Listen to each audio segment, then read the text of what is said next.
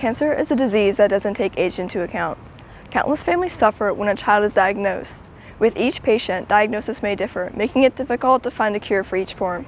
Today, I'm standing in front of Pennsylvania's Capitol, where a bill is in the process of being passed. In the United States, 43 kids are diagnosed each day. In 2019, the National Cancer Institute received $5.74 billion in funding. Despite the large number, only 4% is given to research for pediatric cancer. I'm the mom of a stage 4 kidney cancer survivor. She was diagnosed in March 2013.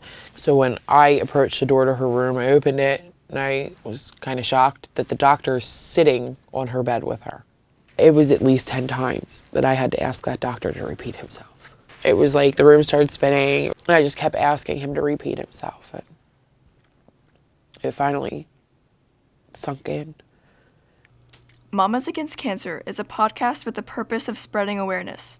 Sarah says the idea came to her late at night and immediately called a friend who worked for a local studio. The podcast is broadcasted on Facebook every Wednesday night, covering various topics related to cancer.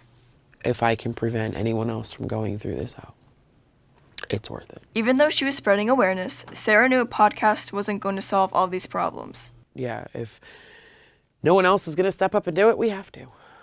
Sarah and her daughter appeared at Pennsylvania's Capitol to testify a bill that was related to pediatric cancer. My name is Noelle Weinhold, and my battle with cancer started on Tuesday, March 2013, when I was just 4 years old. After having multiple x-rays and lab work, the doctors discovered Noelle had a mass in her left kidney and 8 mets in her lungs. Noelle received radiation for 8 days and a total left nephrectomy. My treatment ended September 4th, 2013, but my fight has never ended. I had chronic appendicitis that was caused by radiation damage, a bowel, bladder, hearing, and vision neuropathy. I just was in the hospital for 4 days due to damage for chemo and radiation. I was unable to walk due to nerve pain.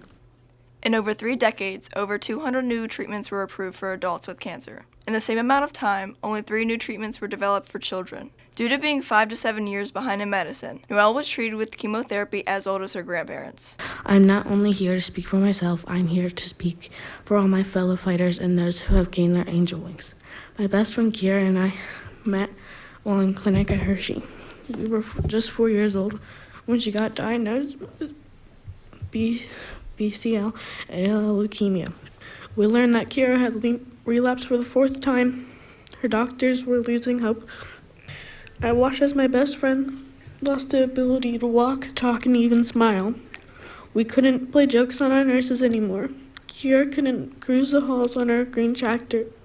Kira passed away on December 1st, 2018. Even though she's passed, she's still counted in the cured statistic because she lived 5 years after her date of diagnosis. At 10 years old, I got my best friend's ashes. That is how my best friend came back to me and how she sits next to me today. Getting the legislation through, the whole reason for the podcast was just to be able to make sure that we're able to make sure that our families are taken care of. They're loved, they feel the support, they have that army behind them. I always tell everyone, we became family the day our kids were diagnosed. Senate Bill 47 would provide a tax credit for pediatric cancer, increasing the budget for the next 10 years.